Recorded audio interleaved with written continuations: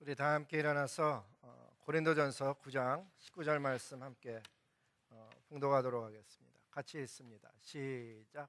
내가 모든 사람에게서 자유로우나 스스로 모든 사람에게 종이 된 것은 더 많은 사람을 얻고자 함이라. 아멘. 옆에 분들과 인사합니다. 참 잘 오셨습니다. 주님의 이름으로 축복합니다. 여러분 정말 잘 오셨습니다. 주님의 이름으로 축복합니다. 오늘 주보에 보시면 설교 제목이 뭔가 하면 종이 되라고 하나님께서 부르심이라는 제목입니다. 종이 되라고 하나님께서 부르심. 영광된 하나님의 종이 되는 삶은 가장 인간의 삶 속에 주어질 수 있는 위대하고 의미 있고 보람 있는 삶입니다. 영광된 하나님의 종이 된다는 것은 동시에 하나님의 공동체를 향한 종이요, 하나님의 사람들을 향한 종이기도 합니다. 그런 의미 있고 보람 있는 종의 삶을 오늘 저희가 다루게 되는데, 전체 영역, 종으로서 받는 축복의 영역, 종으로서 사는 즐거움의 영역은 오늘 저희가 다루지 아니하고 어떤 한 면, 본문이 이야기하려는 내용만을 다루려고 합니다. 우리는 지금 사순절 5주차를 지나고 있습니다. 교회를 오래 다녔음에도 불구하고 제2의 수요일이 무엇인지 잘 모르고 사순절이 어떤 의미를 갖는 날인지 잘 모르며 신앙생활을 할 수 있습니다. 제2의 수요일은 지난번에 말씀드린 것처럼 사순절이 시작되는 첫날입니다. 예전에는 제2의 수요일에 이마에 죄를 바르며 죄로 인한 애통함을 드러내고 나 때문에, 우리 공동체 때문에 죽으신 하나님의 아들, 그분의 십자가의 고난과 또 부활을 생각하며 애통해하며 회개하며 자신을 돌아보는 그런 시간으로 삼았습니다. 세월이 오래 지나서 보니까 이제 더 이상 죄를 가지고 이마에 바르는, 그렇게 예배드리는 것을 하는 곳이 없다 보니까 우리가 하려고 그러니까 좀 주저함이 있습니다. 어떤 경우에는 심지어 이단 종파같이 느껴지는 생소함이 있는 것입니다. 하지만 언젠가 우리 한마음교회 속에서 이러한 믿음의 전통들의 유산들에 대해서 이해가 잘 되어져서 우리 믿음의 선조들처럼 죄를 애통해하며 이마에 죄도 발라보고 우리 자녀들에게 죄를 경계하는 신앙을 가리키며 온 가족이 사순절 기간에 예수님을 참 향하여 닮아가고 변화받는 그런 기간이 되기를 소원합니다. 또 사순절은 예수님께서 죽으시고 다시 살아나셨음을 기념하는 부활절 전에 40일 기간인데 주일을 빼고 40일 기간입니다. 그 중에 이번 주간이 5주차입니다. 그리고 다음 고난주간이 6주에 해당이 됩니다. 이 예수님의 십자가와 부활을 중심으로 자신의 신앙을 돌아보는 기간인데, 6주면은 주일을 빼면 66이 36이잖아요. 그러니까 좀 모자라죠. 그래서 수요일에서부터 시작이 된 거예요. 수, 목, 금, 토 4일을 더해서 그래서 사순절이 되어졌습니다. 매해마다 우리는 이러한 때에 신앙 성장 캠페인을 해오고 있습니다. 올해도 그리스도 안에서 하나된 교회라는 주제를 가지고 기도하신 것처럼 고린도전서를 읽어가며 신앙 성장 캠페인을 하고 있습니다. 그 가운데 오늘은 첫 번째는 자유롭지만 종이 된 삶에 대해서 나누려고 합니다. 오늘 본문 말씀을 다시 보면 내가 모든 사람에게 자유롭지만은 스스로 모든 사람에게 종이 되었다. 거기서 동그라미를 쳐야 되는 것은 스스로라는 이야기입니다. 그리고 그 스스로라는 이야기 옆에 적어야 되는 건 하나님 때문에 혹은 복음 때문에 이렇게 적어야 됩니다.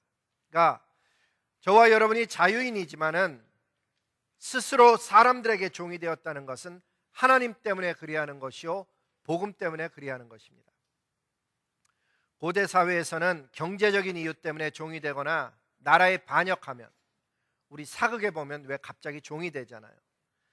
그렇게 반역하면 종이 되거나 자기만 종이 되는 게 아니고 온 가족이 종이 되는, 혹은 전쟁에 지면은 진 나라의 지도자와 자녀들을 전쟁에서 이긴 나라가 모두 데려가서 노예를 삼음으로써 종으로 살아가는 경우가 대부분이었습니다.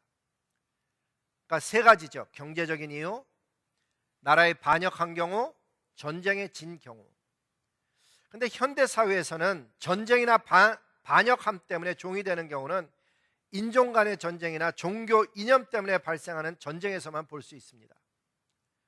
그리고 대부분의 자유주의 국가 체제 아래서는 경제적인 이유 때문에 노예처럼 살아가는 경우만 남아있고 실제로 그러한 경우가 대부분입니다. 근데 여러분, 좀 다른 종류의 노예가 있다는 것입니다. 그것은 죄의 종이 된 사람의 삶입니다. 죄의 종이 되면 자기는 그 어떤 상태에서 벗어나고 싶어 합니다. 내가 이렇게 살면 안 되는데, 내가 다시는 이렇게 살지 말아야지. 그럼에도 불구하고 자기 의지로는 벗어나지 못하는 상태에 들어가게 됩니다. 인간이 그 무엇에 종이 되어진다는 것에 대해서 성경은 다음과 같은 원리를 가르쳐 줍니다. 로마서 6장 16절에 보니까 네가 누구에게 순종하든지 그 순종을 받는 대상자의 종이 된다라고 이야기합니다. 그래서 어떤 사람은 죄의 종으로 사망에 이르고 어떤 사람은 순종의 종이 되어서 의에 이른다라고 얘기합니다. 여기서의 순종은 예수 그리스도의 복음을 듣고 순종한 것을 이야기하는 것이고, 죄의 종이 되었다는 것은 하나님과 상관없이 살아가는 사단의 종로로 다다가 사망에 이르게 됨을 이야기합니다. 성경이 가르쳐주는 주의 종이 되어지는 원리 아주 간단합니다. 누구에게 순종하든지 순종함을 받는 자의 종이 된다는 것입니다. 예수님 믿지 않는 사람들 만나갖고 말이에요, 당신은 지금 죄의 종로를 하고 있습니다 말해주면 코웃음을 칩니다. 왜냐하면 스스로 생각하기에 나름대로 잘 살아왔고 이야기하고 있는 사람보다 내가 더 잘 살고 있다는 생각을 합니다. 그리고 지금까지 내 삶을 떠받쳐준 나름대로의 지식도 있습니다. 게다가 스스로 지혜롭게 지금까지 살아왔다고 생각할 뿐만 아니라 누구에게도 내가 종이 된 적이 없다라고 알고 있고 느끼기 때문입니다. 그러나 그럼에도 불구하고 예수님 믿지 않는 사람들은 죄의 종입니다. 그 증거가 무엇이냐 물어보면 영이 죽어 있습니다. 죄의 종노릇하며 사는 사람들은 한 명도 예외 없이 그 영이 죽어 있다는 것입니다. 영이 죽은 거를 어떻게 하냐? 영이 죽어 있기 때문에 살아있는 영에게 하시는 하나님의 생명의 말씀이 그들에게는 들리지도 않고 전해졌다 해도 그 내용이 깨달아지지도 않고 어리석어 보입니다. 하나님이 살아있는 영에게 하신 말씀이기 때문에 죽은 영은 전혀 알아듣지 못합니다. 그래서 성경은 이런 이야기를 합니다. 그들은 보아도 보지 못하며 들어도 듣지도 못하고 깨닫지도 못합니다. 누구를 향해서 이야기한 건가 하면 영이 죽어 있는 사람, 하나님을 떠나 있는 사람을 향해서 한 이야기입니다. 그 영이 죽은 사람들이 알아들을 수 있는 이야기는 착하게 살자, 서로 도우며 살자, 용서하며 살자는 종교적인 일반적인 가르침은 알아듣습니다. 착하게 사는 것 중요하지, 서로 도우며 살아야지, 용서하며 살아야지, 이런 이야기를 알아듣지만 영이 죽으면 이런 이야기를 못 알아듣습니다. 내 영이 거듭나야 한다. 그 이야기가 뭔지를 알아듣지 못합니다. 하나님 나라를 유업으로 받아야 한다. 그런 이야기를 알아듣지 못한다는 것입니다. 사랑하는 성도 여러분, 그래서 우리는 인생길에서 반드시 만나야 하는 분이 예수님입니다. 예수님을 만난다는 의미가 뭐냐 물어보면 예수님은 하나님의 아들이라 믿어질 뿐만 아니라 내 인생의 주인으로 깨달아지고 나를 위하여 죄에서 자유케 하신 분으로 믿어지는 사건을 의미합니다. 이게 예수님 만났다는 증거입니다. 하나님의 아들로 믿어지고 내 인생의 주인으로 깨달아지고 나를 죄에서 자유케 하셔서 하나님의 나라를 마지막에 유업으로 주실 분으로 믿어지면 그 사람 예수님 만난 사람입니다.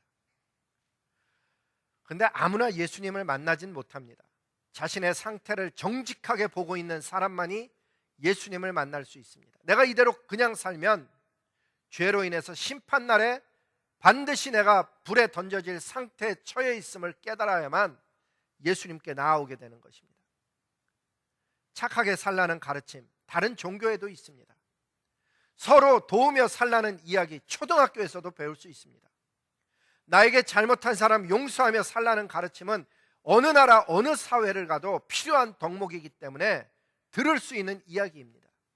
하지만 죄란 하나님을 떠난 상태라는 이야기, 인간이 죽으면 심판이 있다는 이야기는 학교에서도 어느 종교단체에서도 어느 나라에서도 그냥 가르쳐지는 것이 아닙니다.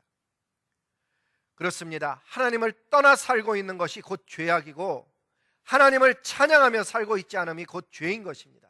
죄는 한마디로 이야기하면 하나님의 뜻을 거역하는 것입니다.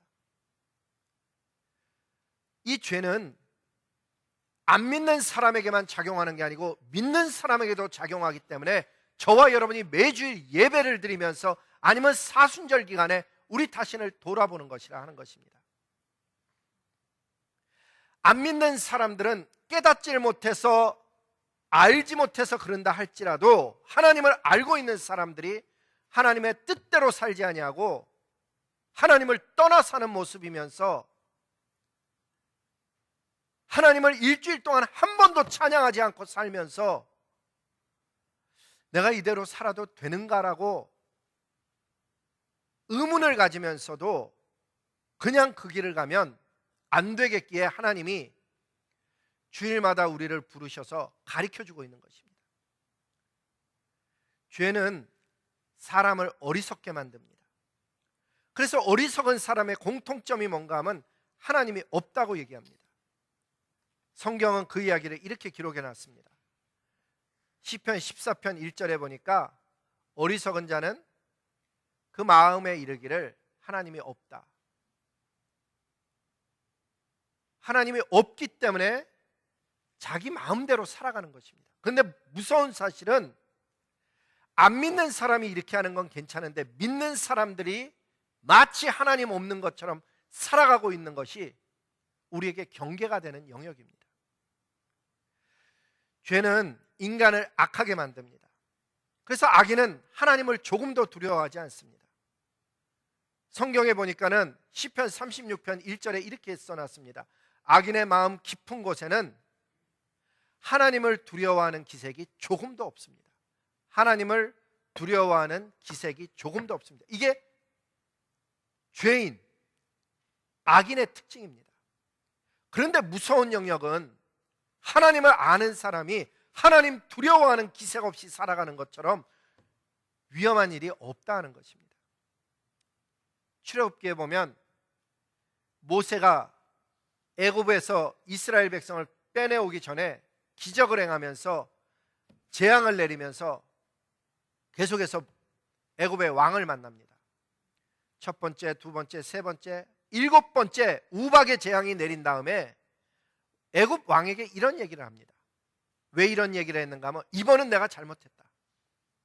일곱 번째 그 얘기를 하는 겁니다. 이번은 내가 잘못했다. 그러니 이 재앙을 멈추게 해달라. 그랬더니 모세가 이런 얘기를 해요. 왕과 왕의 신하들이 여호와 하나님을 아직도 두려워하지 않은 줄을 내가 아나이다.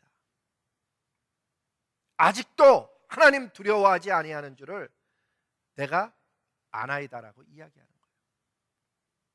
이 이야기가 애굽 왕에게만 하는 이야기가 아니고 어쩌면 저에게 여러분에게도 들려지는 이야기일 수 있다는 거예요. 결국 그렇게 살면 갑자기 멸망하는 애굽처럼 우리도 위기 앞에 설 수 있다는 것입니다. 스스로 자유한 사람이지만 하나님 때문에 다른 사람을 섬기는 역할로 자신의 삶을 드리는 삶을 사는 사람은 하나님을 두려워하는 사람입니다. 하나님을 두려워하기 때문에, 아니 두려움이라는 단어를 써서 그렇지 하나님을 경외하기 때문에 섬기는 삶으로 바뀌었다는 것입니다. 섬기는 이유를 보면 다양합니다. 하나님을 경외하기 때문에, 하나님을 사랑하기 때문에, 하나님께 감사하기 때문에. 공통적인 것은 무엇인가 하면 그 하나님을 살아계신 분으로 인식한다는 공통점을 가지고 있습니다. 스스로 자유롭지만 다른 사람에게 고개를 숙여서 종이 되는 삶을 사는 사람이 지혜로운 사람이요 의인인 것입니다. 사랑하는 성도 여러분, 이와 같은 사순절 기간을 지날 때마다 저와 여러분 자신이 하나님 앞에 바싹 몸을 낮추는 훈련이 반복되어져서 하나님이 원하는 모습으로 우리가 깎여지고 다듬어져서 보석같이 빛나는 삶으로 변화받기를 정말 소원하는 것입니다. 하나님 때문에 나 자신을 낮춘다는 것 쉬워 보여도 결코 쉬운 것이 아닙니다. 이유는 내 안에 죄성이 있기 때문입니다. 하지만 하나님의 지혜는 가르쳐 주시기를 너를 낮출 때 네가 지혜로운 자가 되고 네가 스스로 낮아질 때 은혜 입는다라고 가르쳐 줍니다. 너가 스스로 높아지면 어리석은 자가 될 것이고 하나님께서 누구든지 하시는 일들에 대해서 마태복음 23장 12절은 이렇게 얘기합니다. 누구든지 자기를 높이는 자는 낮아지고 자기를 낮추는 자는 높아질 거라고 우리에게 말씀하시는 이유는 우리가 높아지고자 하는 경향성을 가지고 있다 하는 것입니다. 어려운 것은 뭔가 하면 살아온 과정이 어찌어찌하다 보니까 늘 높은 자리만 있은 거예요. 가족 가운데 태어날 때도 학교에서도 직장에서도 어떻게 하다 보니까 좀 잘하는 사람, 탁월한 사람이 되어져서 자기도 모르게 높은 자리에 계속 있다 보면은 자기도 모르게 스스로 높이고 있다는 것을 좀처럼 자기가 알지 못하는 거예요. 제가 그런 사람 중에 한 명이고 어쩌면 여러분 가운데서도 그런 분이 계실 거예요. 실제로는 그렇게 탁월하지 않은데 그렇게 생각할 수 있다는 거예요. 그래서 이런 사순절 같은 기간이 되면 하나님 앞에 나의 어리석음을 놓고 기도하는 거예요. 하나님, 제가 실제로 그렇게 탁월하지도 않은데 스스로 높아지는 자리에 나아가 있사오니 은혜를 베풀어 주소서. 그래서 제가 기도문을 하나 써봤어요. 하나님, 저에게 은혜를 베푸셔서 인생 살아가는 동안 진솔하고 깨끗하고 겸손한 사람 되게 좀 다듬어 주시옵소서. 온유해야 할 순간에 온유하지 못하고 겸손해야 할 순간에 겸손하지 못해서 주님 앞에 엎드립니다. 주님, 지혜를 주셔서 내가 지금 어떤 모습으로 살고 있는지 저 자신을 볼 뿐만 아니라 하나님 앞에 정말 마음을 다하여서 하나님의 사람이 될 수 있도록 주님 좀 도와주시옵소서. 예수님의 이름으로 기도합니다. 그리고 써보았어요. 제 주변을 돌아보면 정말 겸손하게 사시는 분들 참 많아요. 온유한 분도 있고 억울한데도 불구하고 참는 분도 보이고, 특별히 때를 얻든지 못 얻든지 복음을 전하라는 하나님의 말씀을 받들어서 스스로 자유할 뿐만 아니라 귀한 분임에도 불구하고 다른 사람의 종이 되듯이 사는 분들을 실제로 제가 볼 수가 있거든요. 그럴 뿐이 아닌데 교회 화장실을 청소하고, 어떤 분은 추운 날 주차장에서 수고하고 예수님 때문에 부엌에 들어가고 굳은 일하는 수고와 헌신. 금요일마다 왜 자기들하고 시간을 내고 싶지 않겠어요? 근데 그 금요일을 돌아가며 청년들에게 먹이기 위해서 수고하고 헌신하는 수많은 사람들을 보는 거예요. 이유가 뭐냐? 하나님 때문에 하는 거거든요. 실제로 그러한 분들에게 하나님 아버지께서 마지막 날에 큰 상으로 갚아주실 것을 확신합니다. 내가 이 땅에서 뭘 하는 동안에 스스로 내가 뭘 했노라 나팔을 불면 하나님 나라에 갔을 때 아무것도 없을 수 있으니까 섬기는 사람들은 내가 뭘 했노라 말하는 걸 조심해야 되는 거예요. 성경이 뭐라 그러는가 하면 이렇게 말씀하셔요. 구제할 때, 여기는 구제라는 단어를 써서 그렇지 이 마태복음 6장은 구제에만 적용되는 단어가 아니에요. 구제할 때 외식하는 자가 사람에게 영광을 받으려고, 쉽게 얘기하면 칭찬받으려고, 이 구제라는 단어를 넣어서 그렇지 봉사라는 단어를 넣어보세요. 너가 봉사할 때, 재현아, 네가 섬길 때 외식하는 자가 되어져서 사람들에게 좋은 이야기를 좀 듣고 싶어서 그 앞에서 나팔을 분다는 얘기가 뭐예요? 내가 이런 일 했습니다. 내가 이렇게 했습니다. 그렇게 하지 마라. 진실로 너에게 이르노니. 이 진실이란 단어는 아주 중할 때 주님이 쓰시는 거예요. 그들은 자기 상을 이미 받았느니라. 하나님께 받을 거가 없이 다 이 땅에서 받아버린 거예요. 진짜 백의 하나님의 종은 겸손해야 될 뿐만 아니라 나팔을 불지 말아야 돼요.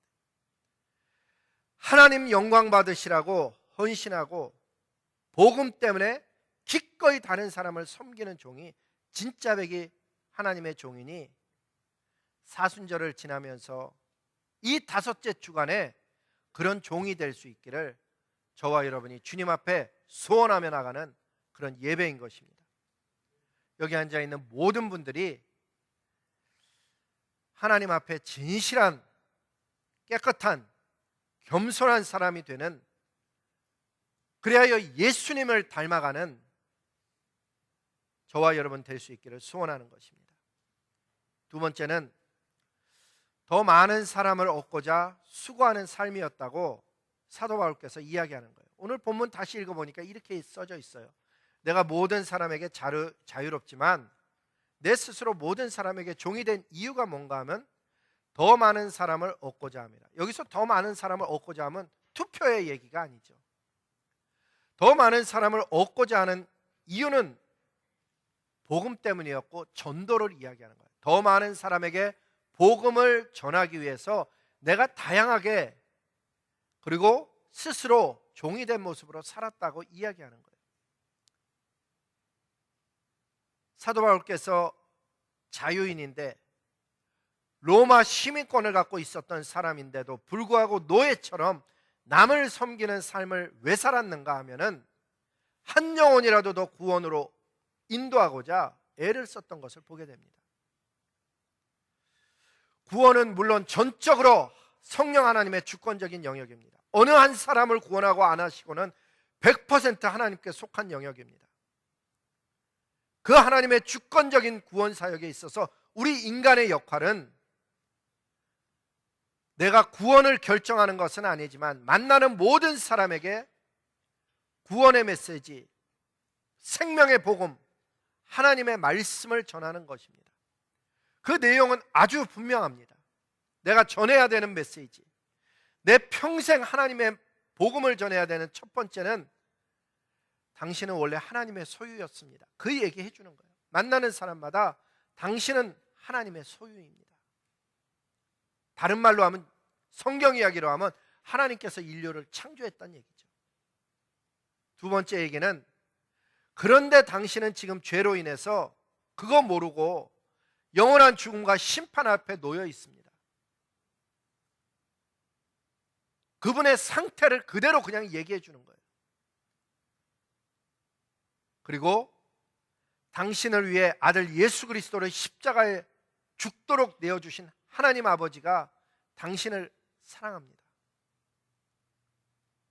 회개하고 돌아오면 용서와 자비를 베푸시겠다고 하셨습니다.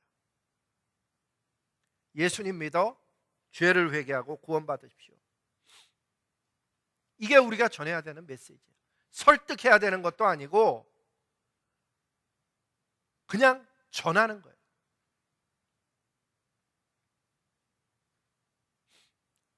소극적인 면은 어디 있을까? 적극적으로는 전하는데 소극적인 면은 어디 있을까? 내가 나가서 전하지 않는다면 최소한 소극적으로 어떤 모습이어야 될까? 그것은 세상 가운데 사람들이 바라볼 때 하나님에 대해서 그 사람들이 내가 그리스도인인 걸 알고 있는데 걸림돌이 되지 않아야 돼요. 하나님께 다가서는데 걸림돌이 되지 않는 사람. 다음 주간에 캠페인 소책자 여러분이 읽게 되겠지만 내일서부터 나오는 내용 읽어보면 정 목사님이 그 캠페인 소책자에 이렇게 쓰셨어요. 사도 바울은 사도임에도 불구하고 스스로 텐트를 만들어서 자비량으로 복음을 전했습니다.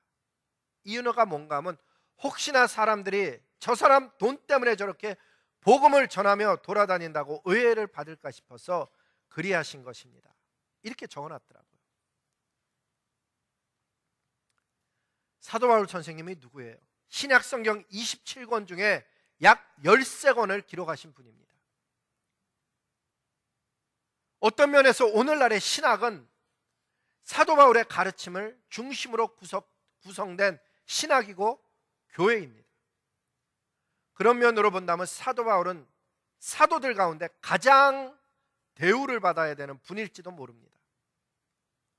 그런 사도 바울께서 스스로 다른 사람의 종이 되었다고 말씀합니다.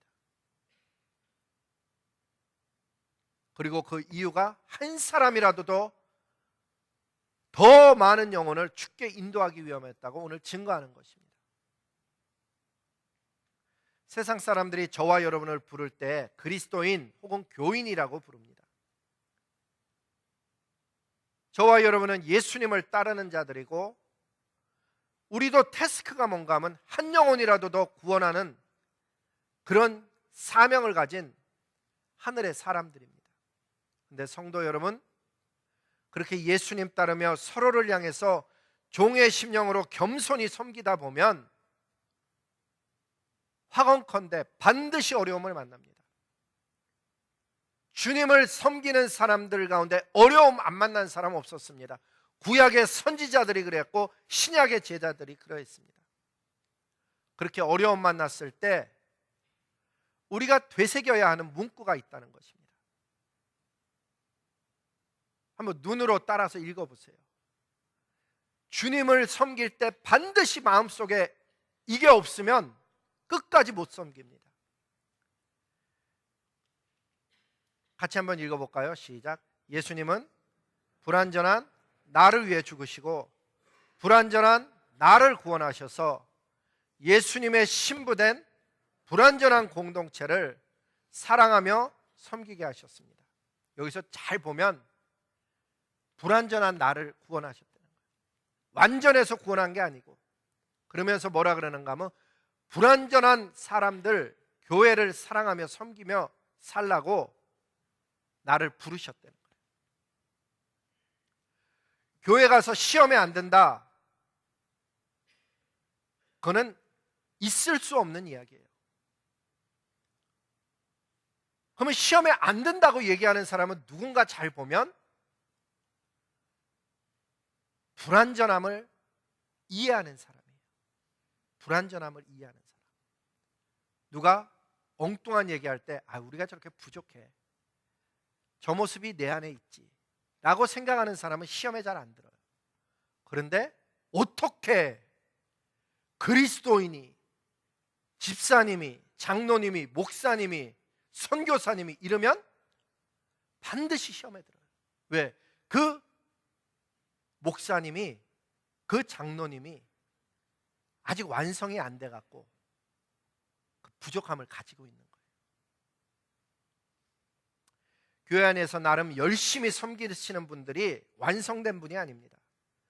아직도 부족하고 불완전하지만 그럼에도 불구하고 주님의 말씀을 붙들고 애쓰며 최선을 다하고 있는 것이지 완성된 분이 아니기 때문에 우리가 진짜 복음 전파에 도움이 되려는 소극적인 삶은 무엇인가 하면 적극적으로는 나가서 복음 전하지만 소극적으로는 다른 사람을 격려하며 받아주는 사람이 돼야 돼요.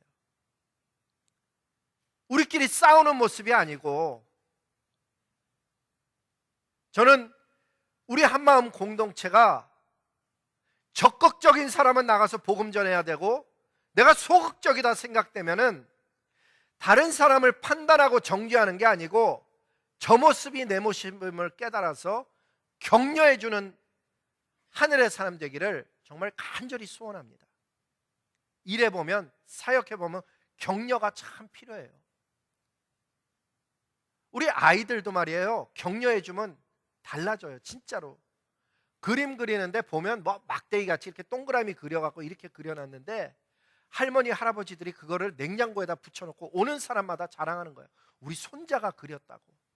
그 아이가 그 집에 가보면 자기 할머니 할아버지가 자기가 그린 자기가 생각해도 별거 아닌 작품을 붙여놓고 자랑하는 걸 보면 그 아이가 점점 그리기 시작하는 거예요. 중학교 고등학교 되면요, 부모가 따라할 수 없을 정도로 잘 그리는. 아이도 칭찬하면 그 일을 잘하는 거예요. 하물며 교회 안에서 섬기는 분들을 격려하면 얼마나 그 은혜가 나타나겠어요. 올해 2018에 가장 격려받아야 되는 분은 제가 보기엔 구역장님들이셔요.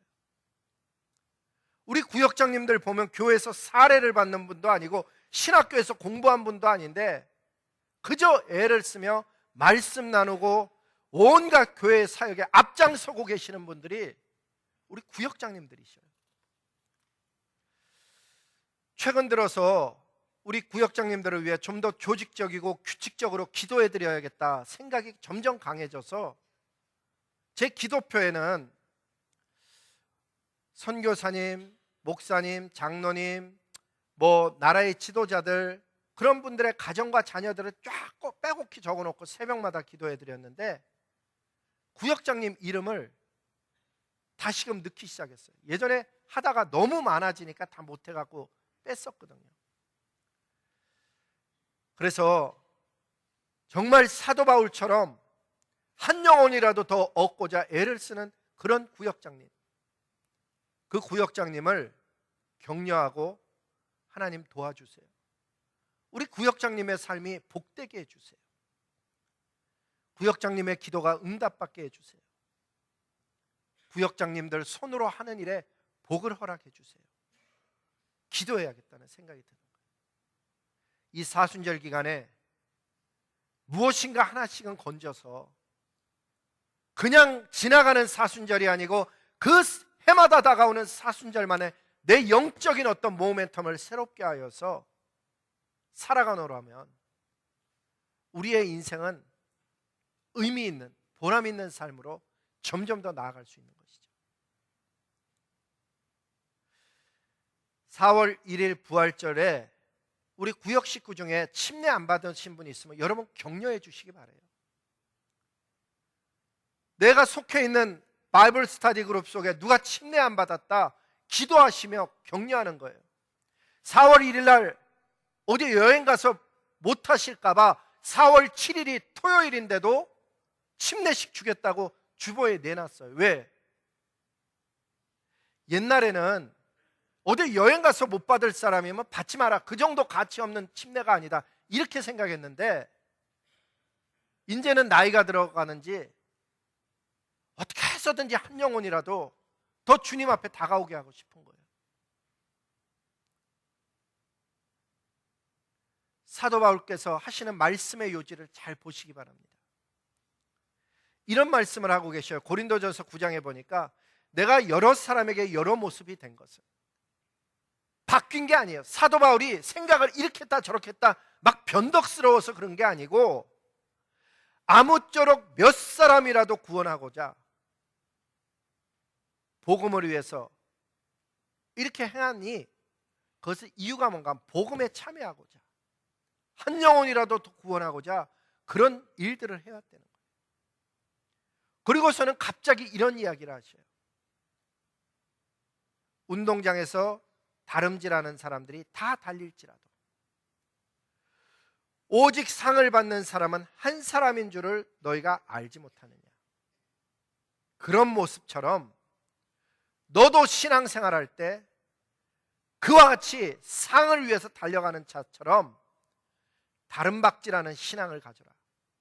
다름박질하는 신앙을 가져라. 다름박질하는 신앙을 갖지 않으면 너도 어쩌면 이 세상에서 잠드는 자가 될 수 있다라고 나에게 경고하고 계시는 말씀이죠. 이 사순절에 하나라도 붙잡아야 돼요. 그리스도의 하나된 교회를 위해서 나는 어떻게 살 것인가? 저와 여러분이 이 사순절에 신앙 성장을 위해서 달려가는 우리 모두가 되기를 원하고, 한 사람이라도 더 권하는 거예요. 우리 구역 모임에 오세요. 그 사람이 듣고 안 듣거나 하나님과의 관계예요. 그렇지만 권하는 건 하나님 안에서의 우리 각 사람의 태스크인 거예요. 진짜 영혼을 사랑해 보면 오라 그러는데도 아무 반응 없는데도 또 만나면 또 이야기하게 돼요. 부담 주려고 하는 이야기가 아니에요. 안타까워서 하는 이야기예요. 오라 그래서 타고 오면 얼마나 쉽겠어요, 인생이. 근데 그렇지 않죠. 그렇다고 그 사람에 대해서 다르게 생각해요? 그렇지도 않아요. 진짜 사랑해서 그러는 거예요. 여러분, 자녀를 진짜 사랑해 보셨어요? 자녀를 진짜 사랑하면 자녀가 그대로 안 해도 똑같은 이야기를 반복하게 돼요. 일찍 자야지, 일찍 일어나야지, 아침에 하루를 시작할 때 기도해야지. 아이가 그대로 안 해도 진짜 그 영혼을 귀하게 생각하면 이야기하게 된다니까요. 살아가면서 큐티해야지. 하나님보다 더 귀한 분이 이 세상에 어디 있나? 그러다 보면 그 아이가 어느 날서부터 일어나 기도하고, 어느 날서부터인가 내가 생각지도 못하는 이런 시간에 도서관도 가고, 어느 날서부터인가 내가 생각지도 못하게 큐티 노트까지 자기가 싸서 살 뿐만 아니라, 자녀 기르다 보니까 어느 때부터인가 아이들이 큐티 노트를 저한테 사다 주는 거예요. 아빠, 나 큐티 노트 사면서 아빠 것도 하나 샀어. 예전에는 분명히 제가 가르치던 아이인데. 사랑이라는 건 포기하지 않는 거예요. 사랑은 버리지 않는 거예요. 진짜 사랑한다 그러는 것은 상대방을 버리지 아니하는 거예요. 그래서 권하는 거예요. 하나님 나라 같이 가자고. 하나님의 영광을 같이 덧입자고. 이 사순절에 주장하는 자세를 버리고 하나님 때문에 낮은 모습으로 섬기는 종이 되어지는 그런 주일이 되라고 주님이 오늘 말씀하셔서, 사순절 5번째 주간에 우리 모두가 다 집중하는 것은, 하나님, 내가 겸손하지를 못한데 나 좀 도와주세요 하는 저의 기도의 고백처럼, 여러분 각자의 어떤 일들을 놓고 하나님 앞에 기도하셔서 사순절이 살아있게, 매번의 예배가 살아있게, 그래서 결국 하나님이 주시고자 하는 그 영광된 복음의 종, 사랑의 종으로 살아갈 수 있기를 주님의 이름으로 축복합니다.